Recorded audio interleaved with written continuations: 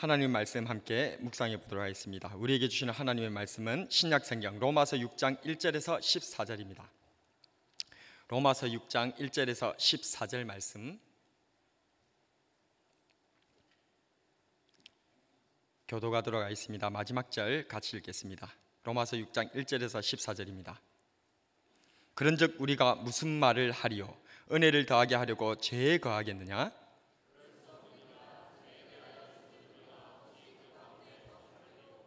무릇 그리스도 예수와 합하여 세례를 받은 우리는 그의 죽으심과 합하여 세례를 받은 줄을 알지 못하느냐?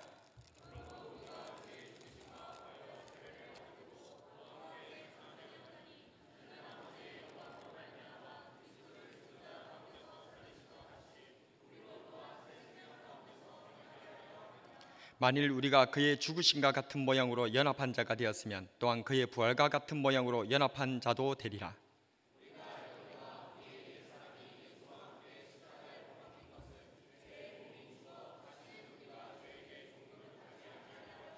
이는 죽은 자가 죄에서 벗어나 의롭다 하심을 얻었습니다.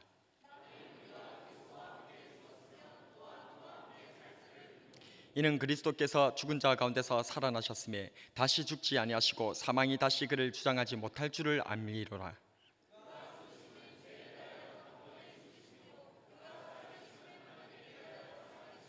이와 같이 너희도 너희 자신을 죄에 대하여는 죽은 자요 그리스도 예수 안에서 하나님께 대하여는 살아있는 자로 여길지어다.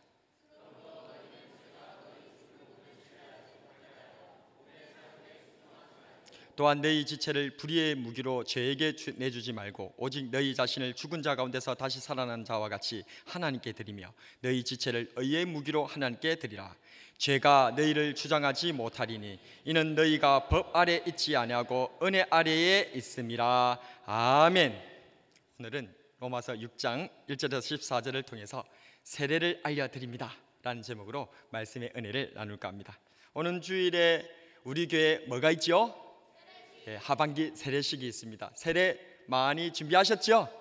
예, 우리가 열심히 전도하고 또 이렇게 세례자들을 교육하고 초청하여서 하나님의 백성이 되게 하는 이 세례식, 거룩한 예식을 준비하고 있습니다. 세례는 예수님의 지상 명령입니다. 부활하신 예수님께서 11 제자들에게 마지막으로 당부하신 말씀인데요, 마태복음 28장 18절에서 20절에 보면 예수께서 나와 말씀하여 이르시되 하늘과 땅의 모든 권세를 내게 주셨으니 그러므로 너희는 가서 모든 민족을 제자로 삼아 아버지와 아들과 성령의 이름으로 세례를 베풀고 내가 너희에게 분부한 모든 것을 가르쳐 지키게 하라. 볼지어다 내가 세상 끝날까지 너희와 항상 함께 있으리라 하시니라. 아멘. 예수님께서 뭐라고 하셨죠? 제자 삼고 세례를 베풀어라. 그리고 가르쳐 지키게 하라. 이렇게 세 문장으로 요약할 수가 있습니다. 그런데 우리 예수님께서 지금 세례를 베풀어라 라고 말씀을 하고 계신 거죠. 대체 세례가 무엇이길래 예수님께서 가장 중요한 명령으로 우리들에게 세례를 베풀어라 라고 말씀을 하셨던 것일까요? 그렇다면 세례가 무엇일까요? 첫 번째로 한번 따라하겠습니다. 예수님과 함께 죽음을 의미합니다. 뭐라고요? 예수님과 함께 죽는 것을 의미한다는 겁니다. 로마서 6장 3절입니다. 같이 읽겠습니다. 무릇 그리스도 예수와 합하여 세례를 받은 우리는 그의 죽으심과 합하여 세례를 받은 줄을 알지 못하느냐. 아멘. 여러분, 우리는 몸이 더러워지면, 우리 손에 오물이 묻으면 뭘로 씻습니까? 예, 물로 씻지요. 그러면 우리의 이 마음에, 우리의 영혼에 이 속에 있는 이 오물, 이 죄를 씻을 때는 그럼 뭘로 씻습니까?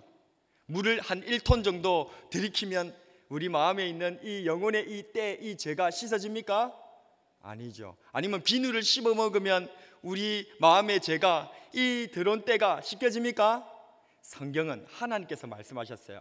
이 마음의 오물, 마음에 들어온 이 때, 이 죄라고 하는 이것은 오직 무엇으로만 씻을 수 있다? 피로서만 씻을 수 있다라고 말씀을 하셨어요.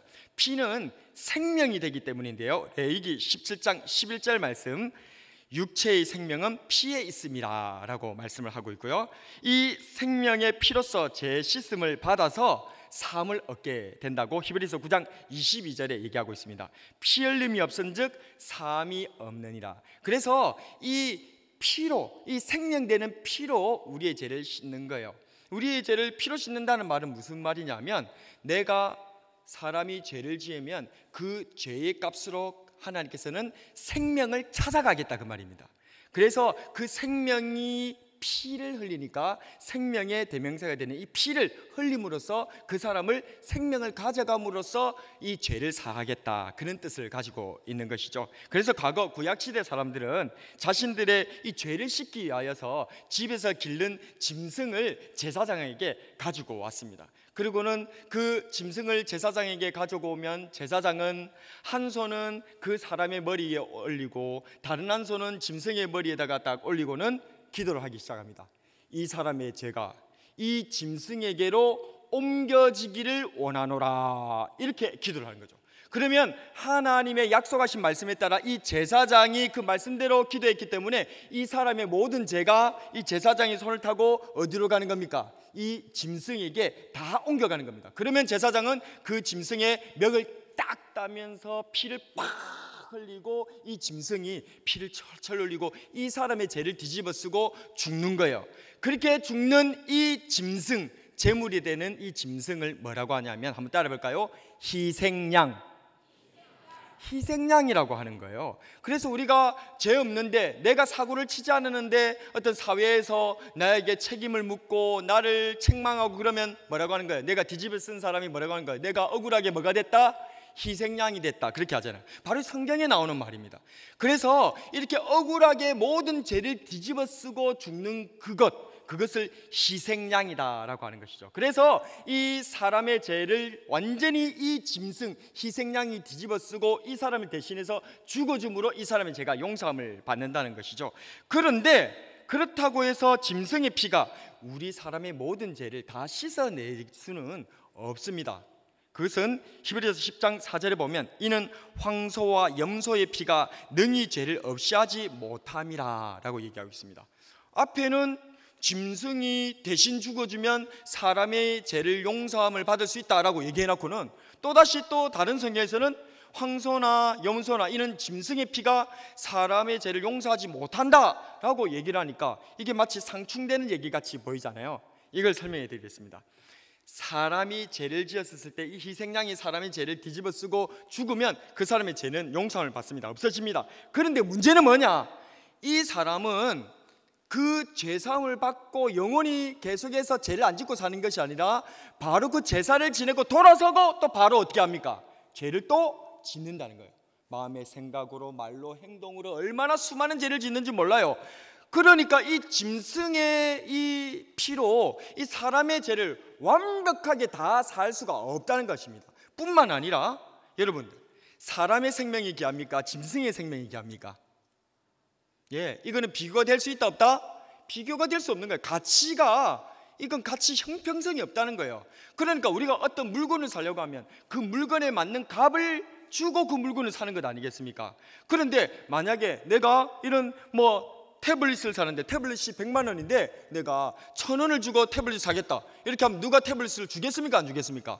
안 주는 것이죠. 마찬가지로 짐승 한 마리, 그 양 한 마리 그거 죽는다고 해서 사람 대신 그 양이 죽는다고 사람이 살아나는 것이 아니다 그 말입니다. 그러니 이 짐승 수백 마리 아니 수천 마리를 이 사람 대신으로 죽인다고 해서 이 사람의 피값이, 죄값이 완전히 사해지지가 않는다는 문제가 있다 그 말입니다. 그래서 하나님께서는 하나님 스스로 희생양이 되기로 작정하신 거예요. 할렐루야. 하나님께서, 신께서, 우리의 창조주께서 나의 죄를 위해서, 우리의 죄를 위해서, 인간의 죄를 위해서 대신 희생양이 되어서 죽으려고 이 땅에 찾아와 주셨다는 거예요. 그분이 바로 누구시다? 예수님. 할렐루야. 예수님께서 우리의 희생양이 되어주셔서 하나님이신데 우리의 죄를 다 뒤집어 쓰고 죽어주셨다는 거예요. 자, 이제는 다시 묻겠습니다. 여러분, 창조주 신의 피가 귀합니까? 사람의 피가 귀합니까? 이게 동일합니까? 비교가 됩니까? 비교가 되지 않는 것이죠. 맞습니다. 그래서 이 신의 피, 창조주의 피, 예수님의 생명의 값이 우리 사람의 과거와 현재와 미래에 영원토록 지을 모든 죄까지 영원토록 사고도 남는 줄로 믿으시기를 바랍니다. 뿐만 아니라 내 한 명의 죄뿐만 아니라 모든 인류의 모든 죄를 다 갚아도 이 신의 생명은, 창조주의 생명은 그것보다 훨씬 더 가치가 있는 줄로 믿으시기를 바랍니다. 그래서 예수님께서 우리의 희생양이 되어주신, 하나님이신 예수님께서 우리를 위해서 대신 죽어주신 그 놀라운 십자가의 사랑의 능력은 우리의 모든 과거와 현재와 미래의 영원한 죄까지도 완전히 사해 줄 수 있다는 사실을 믿으시면 아멘 하시기 바랍니다. 그래서 창조해 주신 예수님께서 사람이 되어서 우리 가운데 찾아와 주셨던 거예요. 나를 대신해서, 우리를 대신해서 십자가에서 제사를 드려주시면서 내 죄를 다 뒤집어 쓰고 예수님께서 희생양이 되어서 돌아가 주셨다는 것입니다. 히브리서 9장 13절에 14절에 보면 염소와 항소의 피와 및 암송아지의 죄를 부정한 자에게 뿌려 그 육체를 정결하게 하여 거룩하게 하거든 하물며 영원하신 성령으로 말미암아 흠없는 자기를 하나님께 드린 그리스도의 피가 어찌 너희 양심을 죽은 행실에서 깨끗하게 하고 살아계신 하나님을 섬기게 하지 못하겠느냐. 즉 이 말이 무슨 말입니까?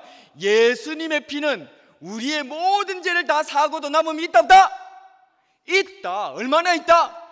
엄청나게 있다. 충분히 있다. 이 사실을 믿으시는 저와 여러분 되시길 바랍니다. 그래서 요한계시록 7장 14절에 보면 어린 양의 피에 그 옷을 씻어 희게 되었느니라. 아멘. 그렇습니다. 세례는 예수님과 함께 내가 죽었다는 표입니다. 예수님께서 십자가에 달려 죽으실 때 나도 그 십자가에 함께 죽었다는 표, 그것이 바로 세례의 첫 번째 의미가 되는 줄로 믿으시기를 바랍니다. 두 번째로 세례는 어떤 의미가 있을까요? 마지막 걸로 한번 바로 넘어가도록 하겠습니다. 예수님과 함께 부활했다는 의미입니다. 한번 따라하겠습니다. 예수님과 함께 부활했다는 의미입니다. 아까 첫 번째는 뭐였죠? 기억나십니까? 예수님과 함께 죽었다는 의미가 세례고요. 또 두 번째 의미는 뭐라고요? 예수님과 함께 내가 다시 살아났다, 부활했다는 의미가 바로 세례인 줄로 믿으시길 바랍니다. 오늘 읽었던 로마서 6장 8절 같이 읽겠습니다. 시작. 만일 우리가 그리스도와 함께 죽었으면 또한 그와 함께 살 줄을 믿노니. 아멘. 여러분, 사람이 언제 무너진다고 생각하세요? 사람은 언제 깊은 좌절에 빠져서 그냥 쓰러지고 자빠지고 극단적인 생각까지 하게 되는 그런 프로세스는 대체 사람은 언제 그런 깊은 좌절 가운데 무너지게 되는 것일까요? 여러분들 그런 거 생각해 보신 적 있으세요? 그런 거 생각 안 해보신 것이 복인 줄로 믿으시길 바랍니다. 왜냐하면 여러분들이 그걸 생각 안 했다는 것은 이때까지 그런 깊은 좌절을 맛본 적이 있다 없다? 없다는 뜻이에요. 하나님께서 여러분들을 보여주셨다는 거예요. 할렐루야. 그런데 때로는 어떤 사람들은, 극단적인 그런 생각과 선택을 하는 사람들은 이 깊은 인생의 수렁과 절망에서 자기의 비참함을 더 이상 일어설 수 없는 그 깊은 고독을 경험했다는 거예요. 그러니까 그들은 그런 극단적인 생각과 선택을 하게 되더란 거죠. 왜 그럼 그 사람들이 왜 그렇게 깊은 절망에 빠질까요? 똑같은 어떤 안 좋은 악재를 맞이한다고 해서 다 그렇게 극단적인 생각과 선택을 하는 건 아니거든요. 똑같이 부모님이 돌아가셨다고 해서 극단적인 선택을 한 사람이 있는 게 아니고요. 똑같이 사업이 완전히 망했다고 해서 그런 극단적인 생각을 하는 사람이 아니란 말이죠. 그런데 어떤 사람은 그런 생각을 한다고요. 그런 선택을 하기도 한다고요. 그럼 대체 그 사람은 대체 어떤 생각을 했길래, 어떤 마음이 들었길래 그 사람은 그런 생각과 결론에 도달할 수밖에 없었을까요? 저는 목사로서 깊이 생각해 봤습니다. 아마도 사람이 그런 극단적인 선택을 하는 이유는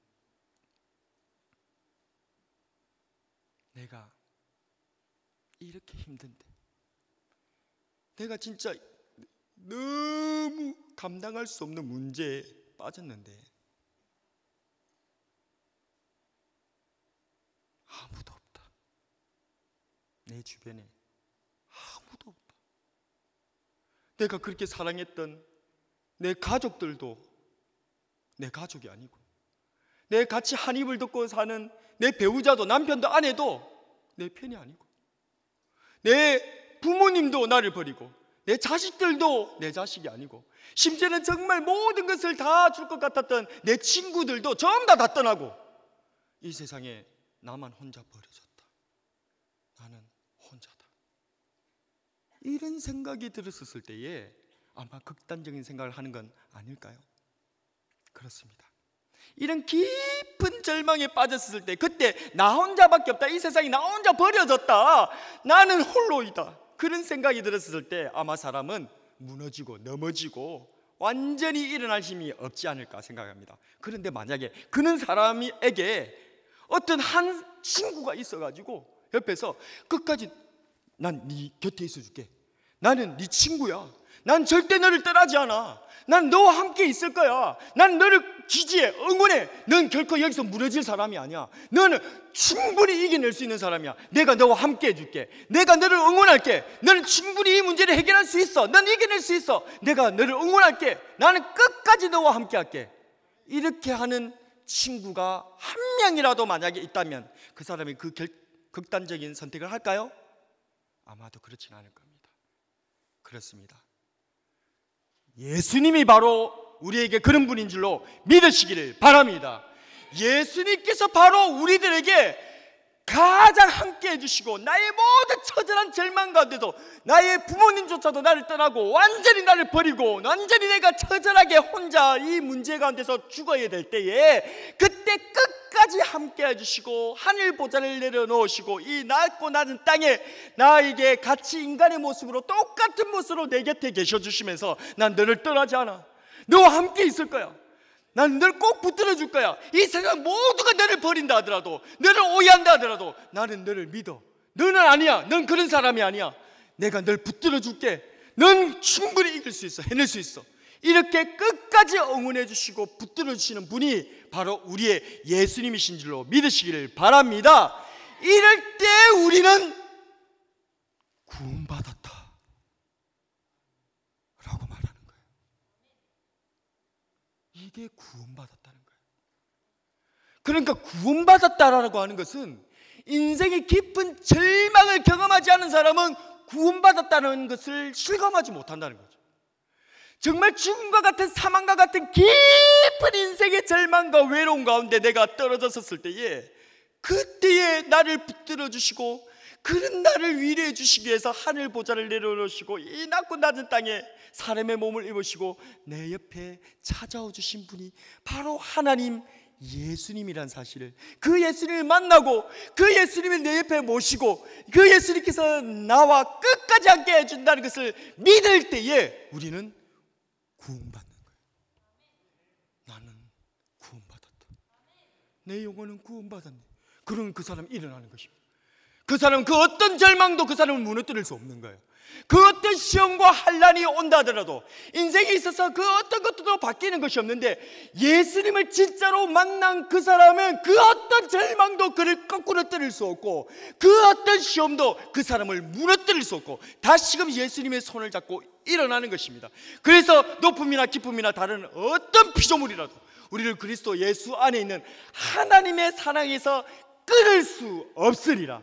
우리 하나님께서, 우리 예수님께서 나를 꼭 붙들어 주신다는 것입니다. 그래서 내가 힘이 빠지고 내가 믿음이 연약하고 내가 쓰러질 때에도 예수님께서 나를 꼭 붙들고 영원히 이끌어 주신다는 겁니다. 그 예수님께서 우리들에게 증명해 주신 것이 바로, 내가 너를 사랑하는 것이 바로 십자가에서 내가 너를 죽기까지 사랑한다라고 보여주셨다는 것입니다. 로마서 5장 8절 말씀에, 우리가 아직 죄인 됐을 때 그리스도께서 우리를 위하여 죽으심으로 하나님께서 우리에 대한 자기의 사랑을 확증하셨느니라. 우리가 하나님의 사랑, 예수님의 사랑을 의심하니까 예수님께서 내가 대체 뭘 보여줘야 내가 너를 사랑하고 너를 떠나지 않는다는 것을 믿어줄래? 마지막을 보여달라고 한다면 내 생명을 주는 것 말고는 보여줄 것이 없다.